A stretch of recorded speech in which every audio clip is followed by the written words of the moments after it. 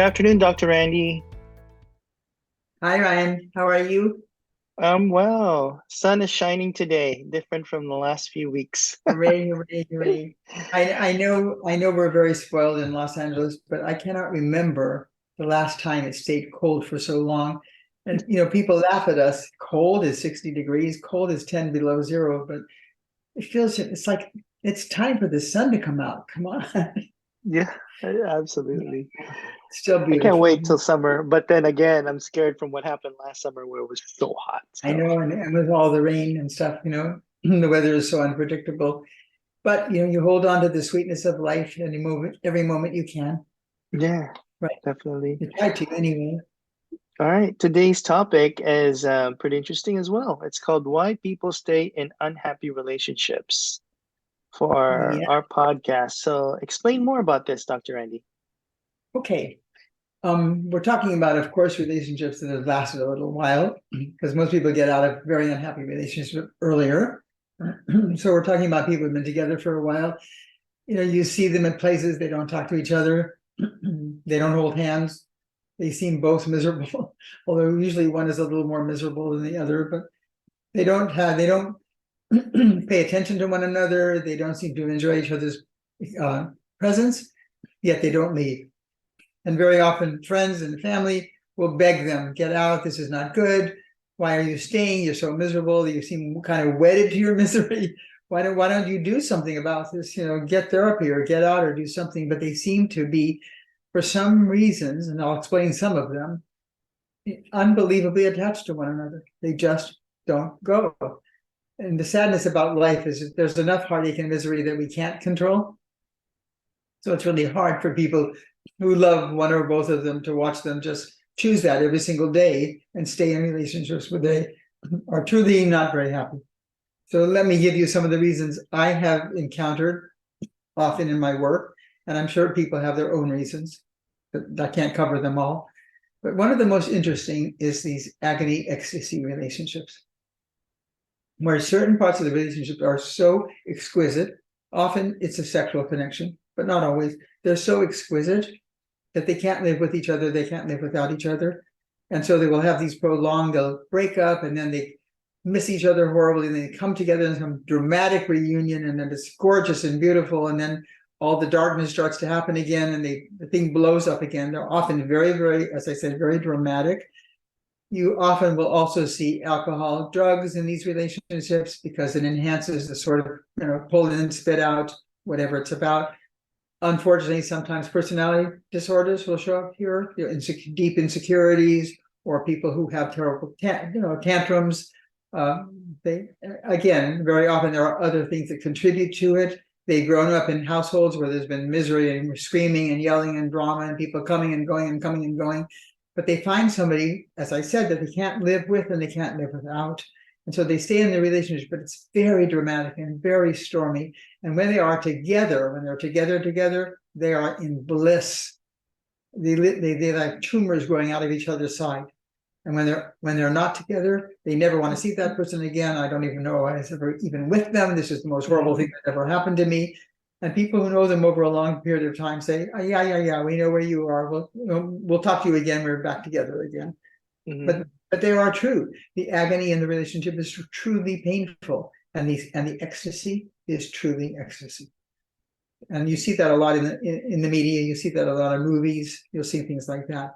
But that is happens more often than people are aware of. Sometimes at a very large scale, sometimes at a smaller scale. The second reason would be sometimes people get into a marriage and they think they've or a relationship, they sort of feel like they've married up. Maybe this is the best I'll ever have. Maybe if I go out in the world, it'll never be any better, and I just have to put up with things that are bad.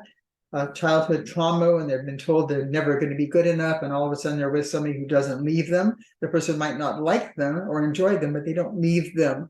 So they feel sort of a pseudo security. They have low self-esteem often. They feel their partners are more desirable than they are on the open market. So if they were to get out, their partners would find somebody right away, and they never will stay. Um, Sometimes they think that there's just not a better place they would ever find other than where they are. and it keeps them there by fear of loss rather than by enjoyment or joy. Sometimes they just feel that punishment is part of a relationship, that it goes with it. And so they don't feel they really have any power to change anything. They will often come into therapy depressed. I can't change it. I can't leave it. I can't stand it. And I'm stuck. That's often the way people will present that. Okay, so a third reason, familiarity. And this is a big one.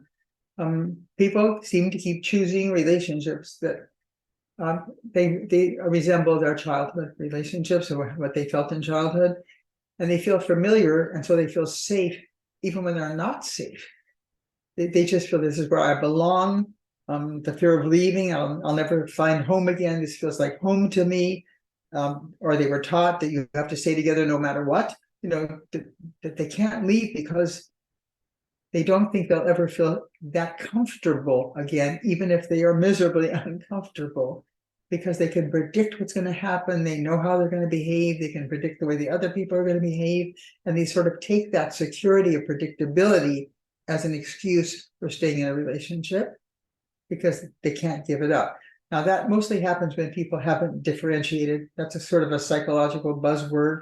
But as you grow older, you want to kind of grow beyond your parents. You want to differentiate and become the person you were meant to be by leaving behind what is not you and by embracing what becomes more like you are in that way.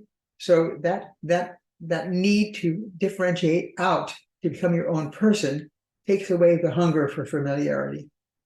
So very often in a therapeutic process, as a person becomes more and more who they were born to be and who they are, they don't need that familiarity anymore, and they're not as drawn towards it. Okay, the next area, which is really painful for many people, is they need to protect others.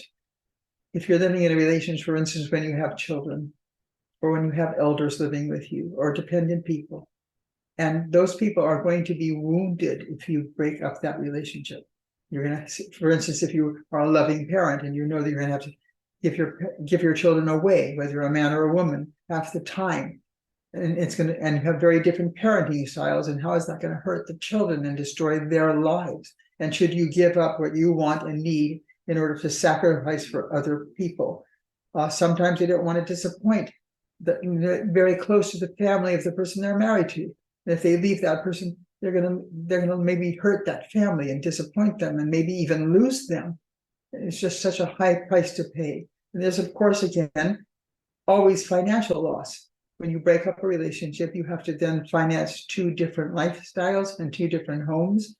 For some people, that's not a problem. They have enough money, but for many people, it is not, particularly people who are poor or can't earn a lot of money. The idea of moving out feels that they're going to disappoint everybody, and everybody's going to have a worse life because of their quote unquote selfishness to get out of a relationship. So they sort of feel that they just have to do it, even if it's going to make them miserable. They have to make those sacrifices.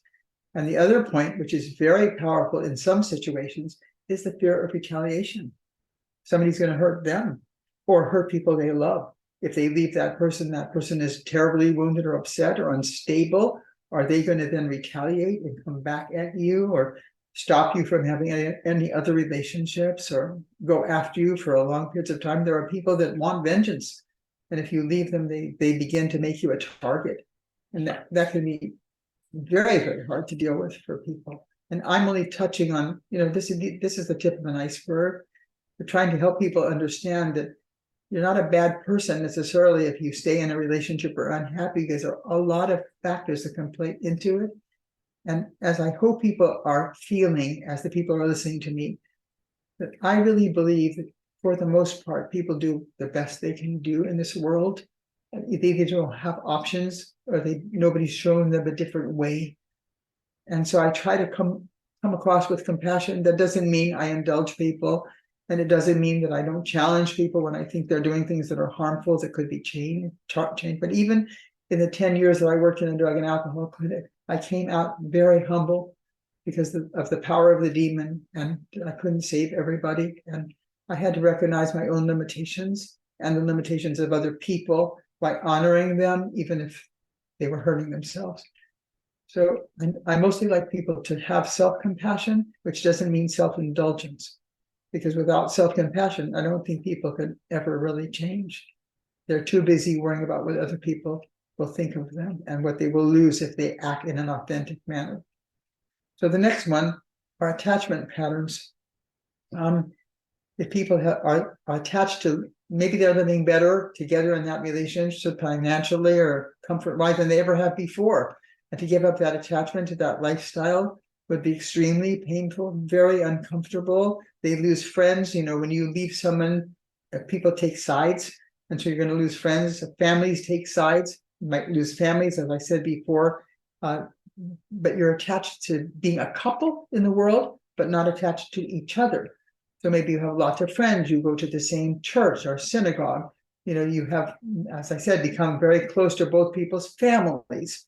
You have children and maybe grandchildren. There are attachments as to why if I leave and I get this new label, divorced, and I have to give up all the things that went along with being with that person, those attachments can keep people in relationship even when they're unhappy because they don't want to give up everything that goes along with the relationship. As I said, they're not attached to each other, but they're attached to the lifestyles they have created that they can only have if they stay together. There are benefits. Now, some people have always sacrificed their integrity for attachment, and that's always a conflict in life. When do we sacrifice our personal integrity for attachments? Everybody has those conflicts every single day of their lives. But if you sacrifice your integrity too much, the relationship is going to die anyway. So attachments are very important. Everybody has different attachments, but I said a little while ago, don't put yourself down for attachments. Attachments just mean you're afraid to be without that particular person or situation or circumstances because you think you'll be worse off if in fact that happens. And the last one I want to talk about is something that when I mention this to people, it's kind of hard for them to accept at the beginning, but when they do accept and understand it, their life makes more sense. If you have lived your life in some kind of martyrdom, meaning you're sacrificing yourself, some of the things we've talked about, and you've done that your whole life, and you saw that done when you were a child, watching people, you develop a kind of a nobility in your martyrdom. It becomes kind of your personality. It becomes kind of what you stand for. Some people admire you for it. Some people pity you for it. But it's kind of your identity. It's become your identity to be a martyr. When you make a promise, you have to stick to it no matter what. Divorce is never an option if you're a good person. You have these ways that you value yourself in terms of your personal integrity. You stay for the children. You would never break up a marriage and make it hurt the children. How could anybody with any integrity do that? And sometimes it's just religion and culture. You can't leave. You're not allowed to divorce. And so you have to sort of find nobility in that, in serving your culture above what your own needs are, because it makes you feel kind of like sort of more noble. So when people have this identity of nobility, they can't imagine themselves being selfish or doing what they want because it takes away from their self-respect. So those are just some of the most prominent reasons that people stay. There are also many, as I said, this is the tip of an iceberg, but my message is don't start with hating yourself or thinking you're stupid or thinking you're wrong, but do understand this. If you're miserable, you are not going to spread joy in this world.